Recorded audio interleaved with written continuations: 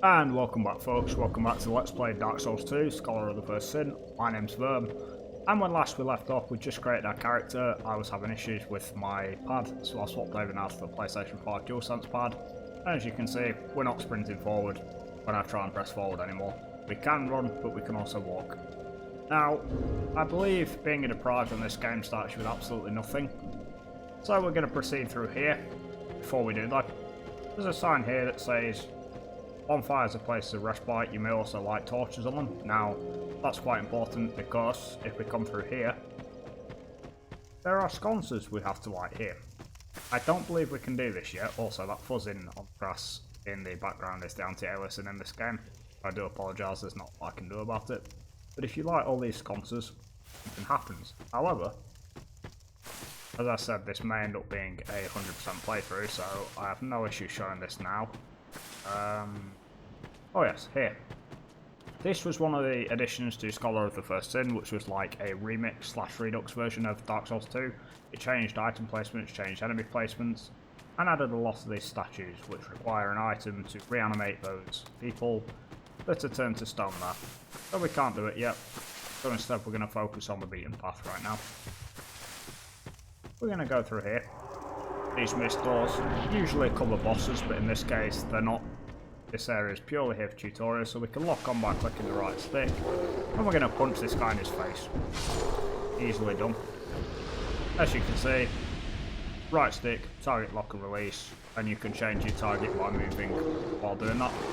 We're just going to string some attacks together, beat these guys up for an extra 30 souls, which are, as I said last episode, your currency, and they're used for leveling up as well as buying things. We're going to need a lot of them throughout this playthrough, especially if this is 100%. I am intending it to be all Steam achievements, however, that might be a little bit difficult to do, just because it requires going through to New Game Plus 2, and there's some rather awkward easy side quests that involve summoning that I'll have to look up between episodes. But anyway, you sneak up on somebody like this, you can do a backstab attack by hitting the R1 button. Don't know if you can hit them while they're down in this one. Yes, you can. In the first and I believe the third game, you couldn't actually do that. You had to wait for them to step up. Now, as you can see, there's an archer there, and an item to pick up, which is our first weapon of the game. Basic dagger. We also have clothes that you're given at the start of the game, even though we're a deprived character. We're going to dodge that using the dodge button. And there's another guy here who likes to drop down and join him. I keep trying to press the jump button from Elden Ring to do some jump attacks. I forget you have to hold down circle and press the left stick in at the same time on this game. As I said in the previous episode, I've been playing a lot of Elden Ring the last few days. I've actually done roughly 120 hours, I think. And it's a good game, just with a few issues. Oh god, I'm going to take it there if I'm not careful. Okay. Just feeling my way back into this. Dark Souls 2 is the clunkiest of the series, I would say. Even more so than the first game. For those who don't know, it went Demon Souls on the PlayStation 3, Dark Souls 1, Dark Souls 2, Dark Souls 3, Bloodborne, and then Dark Souls, not Dark Souls 4, Sekiro, and then Elden Ring. There is a nest here.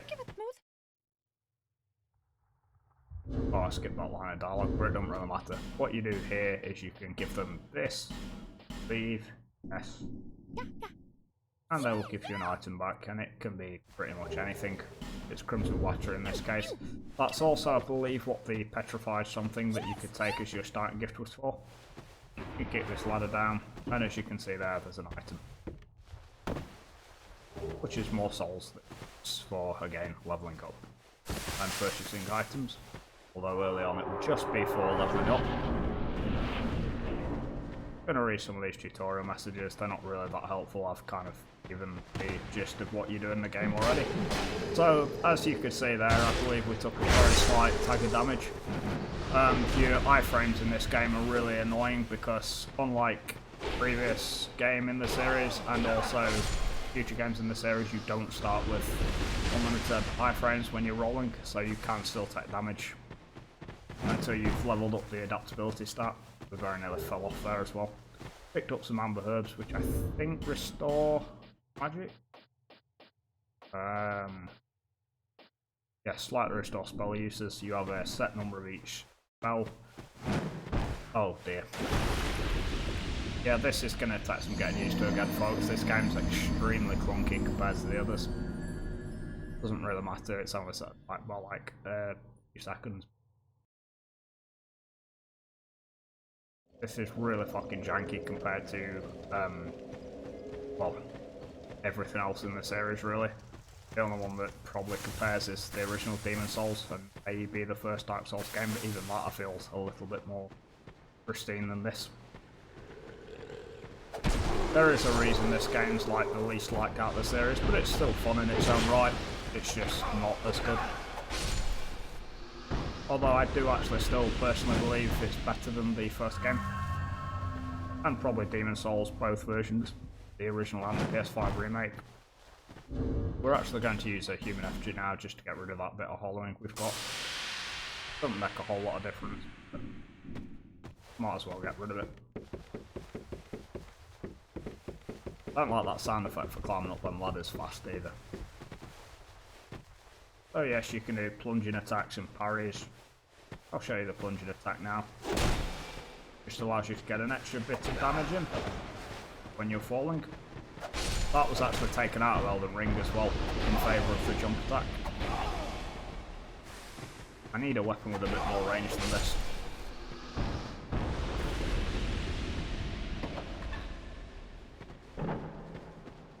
And there's some cracked red eye orbs, which I believe are to do with invasions. When playing online, you can invade other players' game worlds and be a prick. Or they can invade yours and do exactly the same. We can go over here to get a brief look down there at what we're going to have to deal with in the future. Those things there aren't very nice, but they're a lot nicer in this than they are in the first game or in I keep wanting to say Sekiro, Elden Ring, which is the latest one. That's why I keep mistaking Sekiro with it. So we're going to proceed on through here.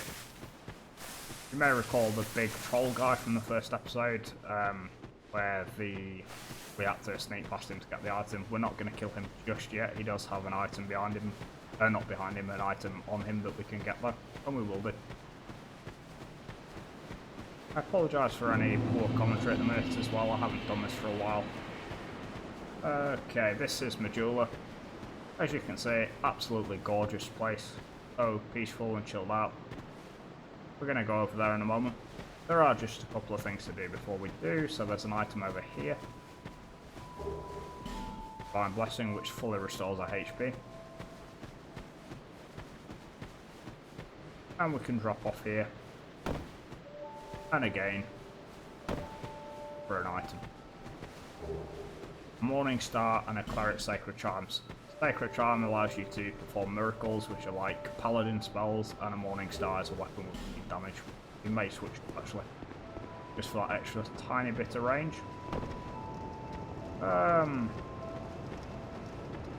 Okay, so this, as I said, is Majula. We have a bonfire here that we're going to light. And there are lots of houses we're going to explore this episode, and a lady here to go and speak to. We'll leave her till last, she's the most important. So if we go up here, there's a fella here. I don't believe there's an item around the back of here, is there? Nope.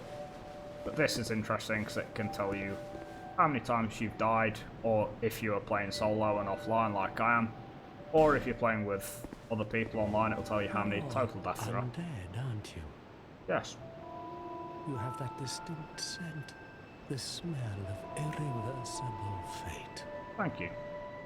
This is Majula. It is a kind of settlement. A place where life is almost normal. And in Drang Lake these days, there are very few places like that. Okay, so this fella here, before we continue his dialogue, is the Crestfallen Knight type character who you find in every Souls game. He's basically given up hope. Everything's the end of the world to him, kind of like the British media. So just looking out there, you can see they've simulated some nice wave effects. Quite a nice, quaint little area. You can see a couple of areas you can get to later on in the game from the starting hub. It's not like Dark Souls 1 where you can see just about anything from anywhere, but it's still good. I am Solden. And like you, I lost everything. And now I'm here. You probably heard that it was possible to break the curse here. I did. Well, that's not true at all. There's nothing here for you, me, or anybody. Do you know much about souls? Even I'm not certain, but I'm told that the soul is the essence of life itself. Anything living, sentient or no, supposedly has one. What we call the curse is traceable to the soul. Do you see what that means? To be alive, to walk this earth. That's the real curse, right there. We undead will never die. And that's quite a predicament, really. He really is a morose, morbid type of character. There are 4 beings in this land with giant souls. And wherever you go from here, you'll sooner or later come up against them. Each has a powerful soul and a terrible curse. If that frightens you, then you ought to just give up right now, like I have. Yeah, he's a real dick. Those 4 giant souls he mentioned though is basically the goal of any Souls game, really. You go after the 4 like big boys, and that allows you to challenge like the leader of the game, so to speak. Do you ever cry out for help? Yes. The journey of an undead is long and treacherous. You'll face invaders from other worlds at every turn. Wrong, I'm playing offline. If you need help, why not proclaim faith in the Blue Sentinels? When you face danger, the Blue Sentinels will come to your aid. Protection is yours, if you wish. You need only accept their kind embrace. So this is another Covenant, well, the first Covenant. I say another, I forget. I'm used to playing these games, so I'm used to seeing these things. You aren't. The Way of the Blue is a Covenant. I don't actually know what it does. I believe it helps summon people from other worlds to help you against bosses, but I could be wrong. We're going to say no for now, but that's another achievement. Then you'll have to brave this treacherous journey on your own. Indeed. If you ever require help, come back anytime. Thank you. I will stay here and pray for your safety. We'll talk to him once more. Do you feel it suits me just fine? As I've nothing left anyway. It will grow on you, this place. Give it some time. So we can learn a gesture off him, we can talk to him, and we can enter his Covenant, Crestfall and Solden. We're going to get the welcome gesture. Do you see the way beyond the bonfire? That will take you to the forest of the giants. There was once a great fort, but little of it remains. You may just find something there that will be of use on your journey. But don't venture too far inside, or you might not come back. Hade's Tower of Flame lies beyond the far gate. I forgot how much dialogue characters in this one really have. The Apostles of Blue gather. But the road leading there is perilous. The gate is rigged with some contraption. But how it works, I just don't know. Have you seen that pit, that gaping hole in the earth? I don't know what it's like down below, but I wouldn't suggest trying to find out. Besides, you'll never make it down there. Not without a ladder of some sort. The flame you see there is a bonfire. They exist all across the land, beacons to we undead. If you are tired, try resting beside the flame. The flame heals us. I wish it'd heal me for millions of lines of dialogue in this Long game. ago, a woman called a firekeeper watched over each bonfire. She kept the flame lit and guarded it from those who would extinguish it. I wonder where the firekeepers went. Did you notice any letters on the ground on the way here? These are messages that have jumped the fissures between worlds. In Drangleic, the flow of time is convoluted.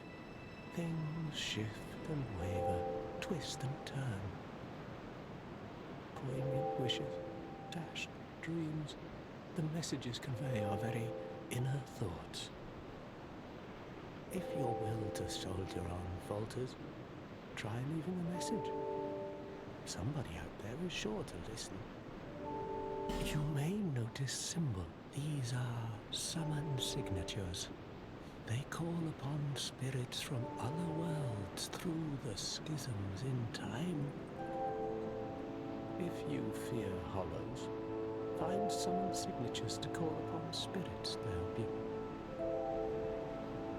Do you see the way beyond the bonfire? Okay, so that looks like the end of the dialogue. I'm going to skip through this. And whilst I go around and collect some more items in the area and just do the things we need to do, I'll explain little bits about what he was talking about there. I realised I don't want the whole episode to be just talking, really. Or at least not just talking to the one guy, so we're going to quickly race around and I'll explain things as we go. So, that fellow up there, as I said, was the Crestfallen Knight. He's like a recurring type of character in every Souls game. If you're wondering what I'm looking for, by the way, just various items. I know there's a couple around here. So, this game's extremely dialogue heavy compared to other Souls games. It sort of tells you the majority of the facts that you need to know preceding, which other Souls games don't really do. Which I don't really like about this game. It's like very, very dialogue heavy. We'll talk to him in a moment. But yeah, he was telling us about the 4 giant souls that we have to go after. He was telling us about bonfires and what they do. He mentioned signs on the floor that convey summon people in to help you, and messages that you can leave for other players when playing online and can have left for you. So like people will troll you a lot of the times and tell you to jump off and stuff like that. So yeah, he tells you basically everything you need to know, but it's a bit too dialogue heavy. This here is another covenant. So we can do that and we should get the achievement. Do we press yes or no? I'm going to press that. Yes. Oh, there we go. Right, we don't join it. I don't want to join it, but I wanted the achievement for it, and I couldn't remember how you accessed it without joining. I know you could, but you just have to say yes twice and then no. What that does, you may recall I said that enemies spawn 9 times throughout the game world in this Souls game. Well, that enables them to continuously respawn, but they are stronger, I believe. Making sure there's no loose items that I haven't gathered before we talk to the other NPCs. Yeah, that's not something I want to do yet. I may do it later if I have to. This is an Estus flash shard. We'll be getting our flask soon, which allows us to heal. Now you can see in the grass around there some pigs. There's something to do with them where if you kill them, I can't remember how many times, but they'll respawn into a larger variant, and then if you kill that larger variant enough times, it respawns into like a great variant that then drops 3 items. We will be doing that, just not yet, because they can mess you up. We're not going to speak to this guy until we've been up here. But yeah, that's about all the explanation for those things needed, I think, so far. You may notice I used some items earlier. They increased our soul number in the bottom right. You may also notice on the left we have our weapon durability meter beneath our weapon, which is how long before we have to rest again to repair it. And we have our health and stamina at the top, and the circular item in the top left is what Covenant we're a part of, which we're not part of any yet. Let's talk to this phone, hear the other 10 million lines of dialogue. I will mute the microphone whilst we listen. Hello there. Welcome to my shop. I'm Morlin, and I sell armor. Oh, sorry, Please do have a look at my wares. I could really use the business. If you'd be so kind. I came from the west, from Volgan. Have you been there? It's a lively place, vibrant with trade. Very competitive, of course. And you have to grease the wheels to get anywhere. But I didn't have the funding for that, so I left home in hopes of striking gold. It's been years since then, and I've made very little headway. I don't even know why I'm still here. Everything's all run down and dying. It's terrible for business, really. A group calling themselves the Blue Sentinels have gained much power in Volgan. You can't even run a shop without their blessing. They claim to be working for the greater good, but it's absolute hogwash.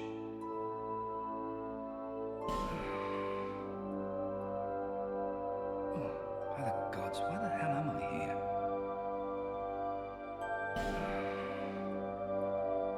Oh, by the gods, why the hell am I here?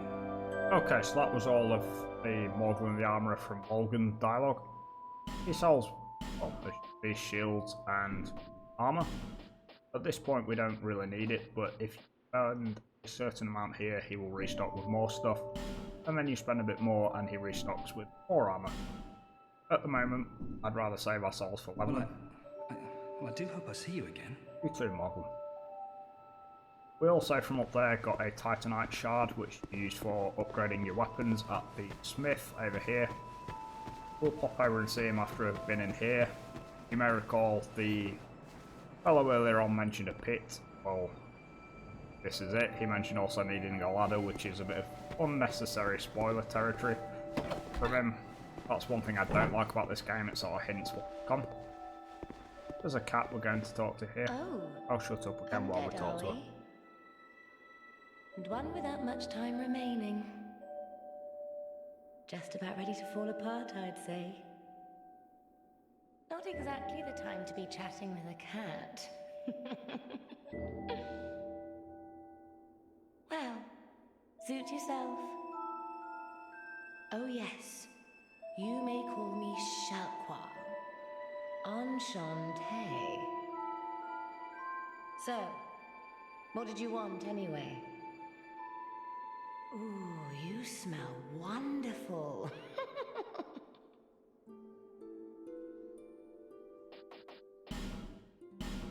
This place is already dead. Everything will crumble and waste away so that something new may be born. Isn't it wonderful? This place is fascinating. We receive only the most peculiar visitors. Folk like yourself. It's enough to keep even a cat amused. Are you going to see the old ones? Those four who have grown so incredibly ancient. They must have sprouted quite a thick coat of moss by now. For heaven's sake, no one even knows their names anymore. Imagine that. Yes, nothing like yourself.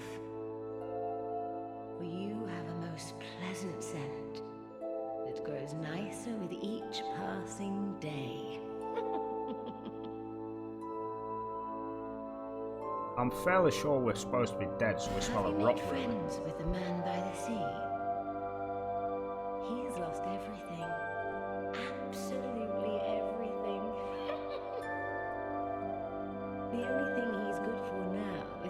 tidbits on covenants. Covenants are a type of, well, contract, you might say. You give something to gain something. That's the way humans like it, right? It might be just the thing you need. But what does a cat know?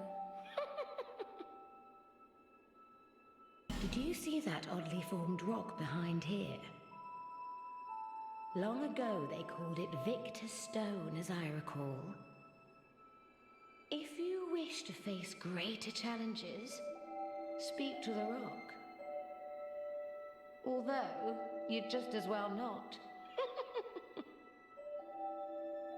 This place is already... Everything will crumble and waste away so that something new may be born.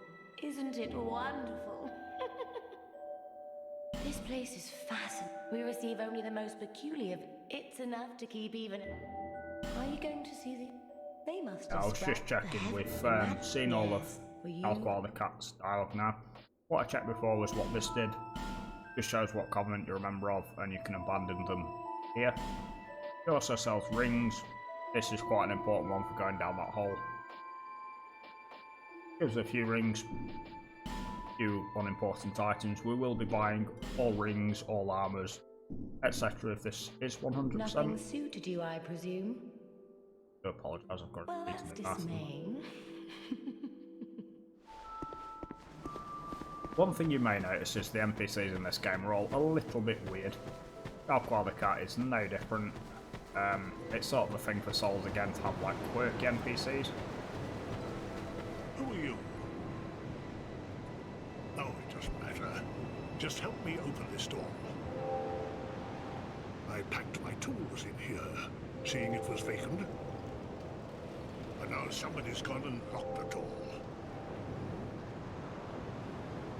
I'm a blacksmith. I'm nothing without my tools.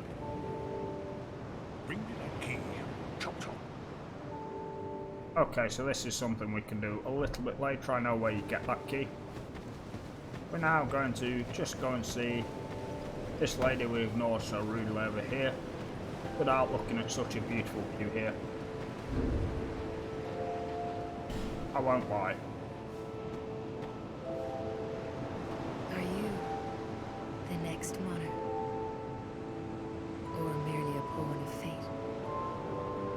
Bearer of the curse, I will remain by your side till this frail hope shatters. Take this with you. May it ease your journey. So this is our Estus Flask, which is a limited amount of heals that resets every time you go to a bonfire. Go on and see the king. We got an Estus Shard earlier to upgrade He it. who made Drangleic what it once was.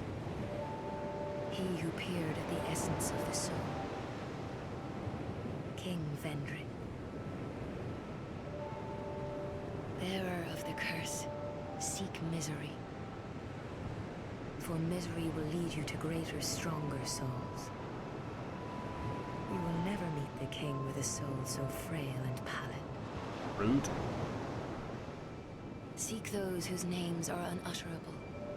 The four endowed with immense souls. Their souls will serve as beacons. Once you have found them, return here to me, so that hope will not fade away.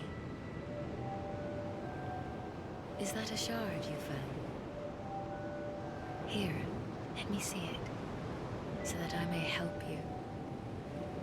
To see light, to see hope, however faint it might be.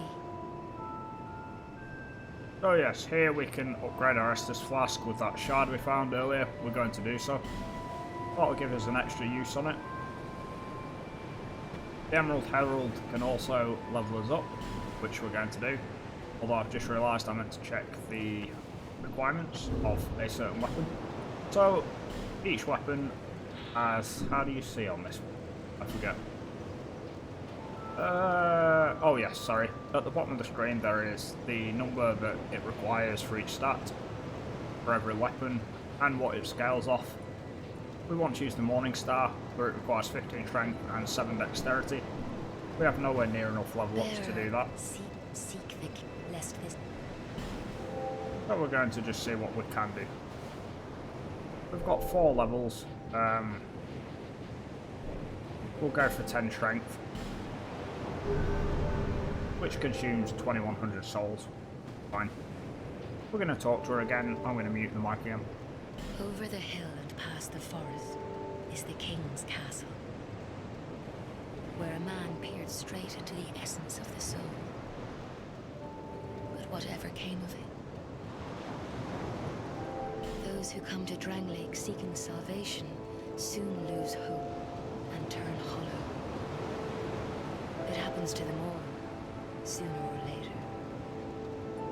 That blue knight at the base of the tower, his spirit is already broken.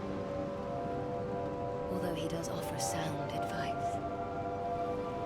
Perhaps he is a foreshadowing of your own future. That tiny thing inside the ruins. An ancient being that will mock your very existence. She imparts sound wisdom, provided you find her on a good day. The sign you bear will drain your very souls. And without souls, you will turn hollow. Stay strong. Do not lose hope. Even when you have precious little time. For when the undead dies, it is never truly dead, but only one step closer to hollowing. Not all undead are hollows, but all hollows were once undead. Sorry, that's the distinction I failed to make earlier. We're not actually hollow yet, we are just undead. And the more we die, the more hollow we go. If you find an Estus shard, bring it to me, so that I may ease your burden. Over the hill and past the forest is the king's castle. Well, that looks like the end of where all a the man unique dialogue with there. whatever can. So, I guess we should now probably think about wrapping up for the episode, simply because we have a whole area to go and see next time. I am tempted between episodes to go and clear out all of these soldiers from that first place up there that we came from before. Oh, before I do, I'll show we have an item box that we can store things in. We can burn a bonfire aesthetic to reset the area at a higher level. We can attune spells and travel between bonfires we've already unlocked. So I think I am going to go back here. I think I am going to clear out the enemies up here to try and get enough souls for a few more levels. It was quite reckless of me to put them straight into strength. I should have gone for adaptability as well, just to get the maximum amount of iframes. So I think we'll have one go at this troll thing through here before I call it an episode. If I die, I can always come back and start again. Or rather, not start again, have another attempt. I will also be killing all these dogs at least once, but for now they are... Sorry, I should probably show them. There are some dogs you can lock onto in here. Where are they? There. But they're a bit annoying at this stage. They gang up on you as soon as you attack one of them. And they can wreck your shit. So let's go and deal with this troll slash ogre, wherever it's supposed to be. It may kill us. We don't have any bonfire aesthetics, I don't believe. Not bonfire aesthetics, human effigies. So if we get hit, we will most likely have reduced maximum health. I can't put this there. I think there's a way of stun locking this guy, or not stun locking him, but locking him in the animation of trying to sit down. Hit you. Yeah, I like that. That's the way. Sit down, big boy. We want him to keep doing that.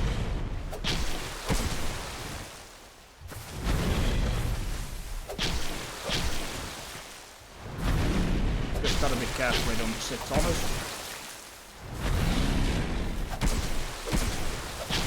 It's about to kill me. Yep, it's gonna kill me. I'm gonna back up through here a little bit. I do have my Estus flask. I'll show you how to equip it. We go down here. We have a drink. And suddenly we're safe again. So we're gonna go up and kill this thing. Do your lunge.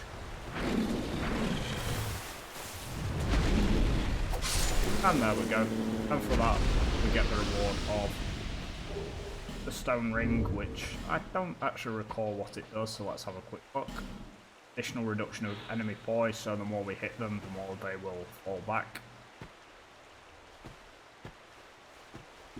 We're not going to equip it, because there is an equipment weight limit. Also, that timer there is how much torch time we have when it's lit.